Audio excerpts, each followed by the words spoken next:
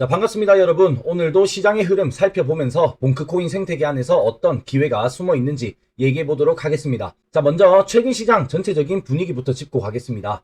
자, 미국 CPI와 PPI 지표가 예상보다 낮게 나오면서 인플레이션 완화에 대한 기대가 커졌고, 이에 따라서 연준의 금리 인하 기대감도 높아졌습니다. 자, 특히 암호화폐 시장에서는 이 지표들이 일종의 촉매제가 되고 있는데, 비트코인은 다시 10만 달러 선에서 강세 흐름을 이어가고 있고, 솔라나 역시 그 뒤를 따르면서 강력한 반등을 보여준 뒤 다시금 어제부터 조정을 세게 받아주고 있습니다. 자, 솔라나는 현재 네트워크 속도, 수수료, 개발자 환경 모든 측면에서 이더리움의 대체자로서 시장에서 계속해서 입지를 넓혀가고 있는 상황이고, 그런 흐름 속에서 주목해야 할 것은 바로 솔라나 계열 밈코인인 그 중에서도 가장 선두에 있는 봉크코인입니다. 최근 봉크코인의 가격이 0.026원에서 지지를 받고서 반등한 것을 보면서 저는 이전 영상에서도 이 구간에서는 손절없이 지켜보자고 말씀을 드렸고, 이 또한 소통방에서도 말씀을 드린 적이 있습니다. 정확히 그 자리에서 반등을 하면서 이번 주 대형 호재들을 맞이할 준비를 마쳤습니다. 그리고 지금 솔라나 생태계 최대의 글로벌 행사 솔라나 엑셀레이트가 미국 현지에서 진행되고 있습니다. 이번 행사는 솔라나와 봉크코인이 공식 파트너로 함께 부스를 운영하면서 참가를 하고 있고,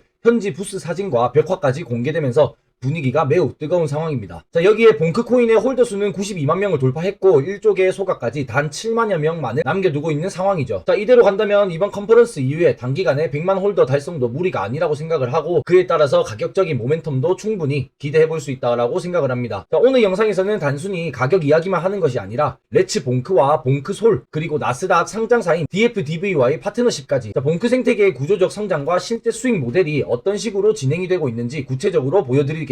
자, 영상 시작하기에 앞서서 구독과 좋아요, 알람 설정 해주시면 제가 영상을 만드는데 정말 큰 힘이 되고, 궁금하시거나 이해가 잘 가지 않는 부분에 대해서는 댓글이나 고정 댓글에 있는 소통방 링크를 통해서 소통방에서 질문을 해주시면 제가 빠르게 답변을 드리도록 하겠습니다. 자, 이번 주에 준비된 대박 사건이 정말 많습니다. 자, 그리고 봉크코인과 관련된 정말 많은 소식들이 쌓여 있습니다. 자, 소통방에서 기존 0.026원까지는 손절없이 좀 지켜보셔도 좋을 것 같다고 말씀을 드렸고, 딱 그 부분에서 반등을 해주면서 이번 주 새로운 호재들을 맞이할 준비를 하고 있죠. 자, 오늘부터 진행되는 미국에서 개최되는 솔라나 엑셀레이트에 공식적으로 솔라나와 봉크코인이 함께하고 있고, 그에 관한 부스 사진과 벽화를 볼 수가 있습니다. 자, 어떠한 새로운 발표가 있을지가 너무 기대가 되는 상황이고, 어느덧 1조 소각까지 약 7만 4천여 명을 앞둔 상황에서 봉크 홀더 100만 명까지 얼마 남지가 않았습니다. 자, 이번 솔라나 컨퍼런스에서 부스 활동과 마케팅을 통해서 급진적으로 늘어날 수도 있고, 그에 따라서 1조개 소각까지도 얼마 남지 않았다라고 볼 수가 있겠죠. 자, 최근 암호화폐 시장에 반등이 일어나면서 특히나 솔라나가 잘 올라가지고 그에 발 맞춰서 솔라나 계열 코인들이 하나 둘씩 반등을 해주곤 하였습니다. 자, 본격적으로 영상을 시작해 볼 텐데, 봉크 생태계의 새로운 핵심 사업이었던 레츠 봉크에서 웹사이트 트래픽과 레츠 봉크를 통해 진행되는 대시보드를 오픈하였습니다. 자, 레츠 봉크를 통해서 발생하는 구조는 여러 번 말씀을 드린 바 있고, 레츠 봉크에서 유저들은 봉크 코인을 사용해서 새로운 민 코인을 만들어내고, 자신이 만든 코인과 봉크 코인을 페어로 예치하여서 유동성을 만들어낸 뒤에 레이디움에서 거래가 가능합니다. 자, 이러한 과정 내에서 봉크 코인은 계속해서 소각이 되게 되고, 또한 그 수수료의 일부는 레츠 봉크의 수입원이 되는 거죠. 자, 두 마리의 토끼를 모두 잡은 셈입니다. 자, 한 번의 거래가 발생할 때 레츠 봉크에 대한 수입, 그리고 봉크 코인에 대한 소각, 두 가지가 모두 이루어지게 되는 부분이죠. 그리고 이 대시보드가 바로 레츠 봉크의 수입을 분배해 놓은 대시보드입니다. 자, 우선적으로 얼로케이션, 즉 분배율 중에서 중요한 부분만 한번 확인을 해볼게요. 자, 매수와 소각의 35%가 잡혀 있는데, 레츠 봉크에서 벌어들이는 수입의 35% 할당량은 봉크 코인을 구매하고 소각을 하는 데에 쓰여지게 됩니다. 자, 소율 스캔을 통해서 확인을 해보면 레츠 봉크가 나온 뒤 현재까지 총 438억 개의 봉크 코인이 벌써 소각이 되었고, 30%는 봉크 솔 스테이킹에 들어간다고 되어 있습니다. 자, 이게 무엇이냐면 봉크솔이란 이전에 지토코인의 영상에서 설명드린 리퀴드 스테이킹 토큰이라고 보시면 됩니다. 즉 솔라나를 봉크솔이라는 시스템에 예치를 하고서 솔라나를 스테이킹하면 그에 대한 보상을 받게 되는 시스템이 되는데, 수익의 30%를 솔라나를 구매하고 그만큼 봉크솔에 스테이킹을 하게 되면서 솔라나에서 나오는 스테이킹 보상을 반영하게 되는 부분입니다. 자, 일반적인 스테이킹 보상과는 다르게 봉크솔을 통해서 디파이에서 이용이 가능하고 실제 솔라나의 가치와 연동이 되며 여기에 스테이킹 보상까지 포함된 부분이라고 할 수 있죠. 자, 그리고 여기서 봉크솔에서 나오는 스테이킹의 보상 중에 30%는 자동으로 시장에서 솔라나를 매수하게 되고, 이는 다시 봉크솔로 스테이킹이 되면서 계속해서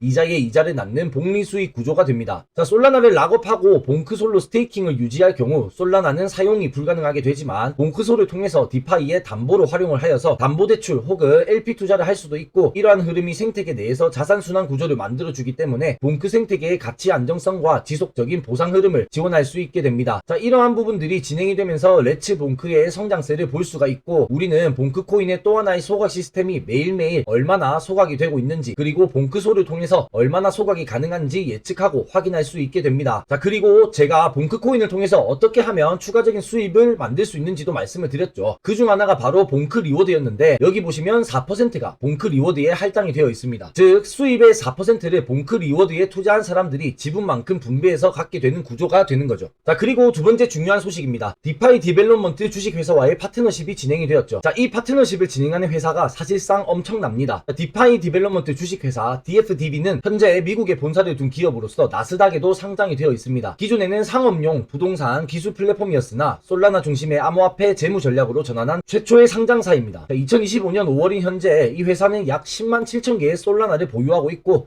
한화 가치로 보면은 약 1,400억 원의 규모에 해당하게 됩니다. 상장사 중에서 최대로 솔라나를 많이 가지고 있는 회사고, 이러한 회사가 봉크코인과 함께 파트너십을 진행하면서 공동 검증자 노드를 운영하기로 하였습니다. 자, 이러한 파트너십은 상장사와 밈코인 간에 최초로 있는 일이며 여태껏 없었던 이례적인 일이기도 하죠. 자, 검증자 무상을 공유하면서 솔라나 네트워크의 탈중앙화를 더욱이 촉진합니다. 자, 그런데 여기서 또 재밌는 게 있습니다. 아는 사람들은 알고 있는 기업이겠지만 사실은 우리에게는 생소한 기업이기는 합니다. 하지만 5월 14일 69.22달러에 거래되던 주가가 봉크와의 파트너십 발표와 함께 솔라나 추가 매입 소식을 전달하면서 100% 넘게 상승을 해주었고, 이 상장사는 올해 연초 대비해서 1700% 이상의 상승률을 기록하였습니다. 자, 한 주당 솔라나 보유량 증가를 통해서 주주의 가치를 극대화하고 봉크코인과의 협업을 통해 안정적인 수입원을 확보합니다. 자, 이러한 파트너십을 진행하면서 상장기업과 밈코인 간의 최초 검증자 노드를 공동 운영하고, 검증자 노드 수익을 DFDB의 주주와 봉크 커뮤니티 모두가 나눠 가지는 구조가 되었습니다. 자, 이렇게 될 경우 노드 운영 주체가 다양화됨에 따라서 솔라나 네트워크의 탈중앙성이 강화가 되고,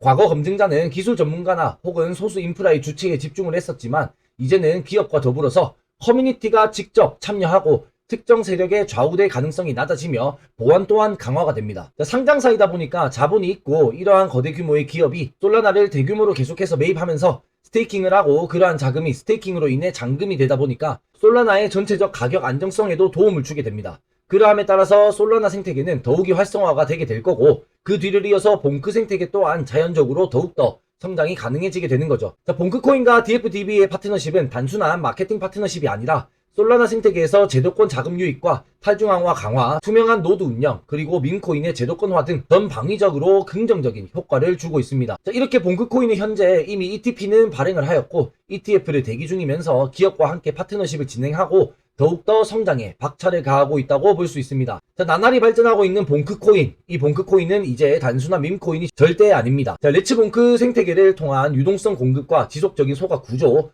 그리고 봉크솔 시스템을 통한 스테이킹과 복리 수익 구조, DFDB라는 나스닥 상장사와의 파트너십을 통해서 실질적인 기관 자금 유입과 네트워크 검증자로서의 입지를 확장하고 있습니다. 자, 봉크는 단순한 밈코인에서 그치는 게 아니라 디파이 생태계의 엔진 역할을 하며 실사용 기반 위에서 수익 모델을 강화하고 있고, 그 과정에서 지속적인 소각과 트래픽, 그리고 홀더 수 증가라는 실적을 만들어내고 있습니다. 그리고 가장 중요하게 이번 솔라나 엑셀레이트 행사에서의 부스와 마케팅 효과로 봉크는 수많은 신규 참여자 유입과 함께 단기적으로는 100만 홀더 달성을 하면서 1조 소각에 대한 긍정적인 소식을 전할 수도 있고, 중장기적으로는 ETF 기반 자산 전환까지 준비 중에 있습니다. 자, 지금 시장은 반등의 흐름을 타고 있으며 봉크는 그 중에서도 가장 강력한 펀더멘탈을 가진 밈코인이라고 할 수 있습니다. 자, 이번 영상이 여러분의 판단과 전략 설정에 조금이라도 도움이 되었기를 바라며, 궁금한 점이나 분석해드릴 주제가 있다면 댓글에 남겨주시거나 고정 댓글에 있는 소통방을 통해서 의견 남겨주시면 되겠습니다. 자, 봉크코인 생태계는 지금부터가 정말 진짜 시작이라고 생각을 합니다. 자, 우리는 단순히 코인을 보는 게 아니라 자산 구조와 네트워크 전략을 함께 보는 눈을 키워야 할 때입니다. 자, 오늘도 시청해주셔서 감사드리고, 이번 영상이 도움이 되셨다면 구독과 좋아요, 알람 설정 꼭 부탁드리겠고, 다음 영상에서는 더 깊이 있고 날카로운 인사이트로 찾아뵙도록 하겠습니다. 자, 더 유익한 정보로 찾아뵙기를 바라며 영상 시청해주셔서 감사드립니다.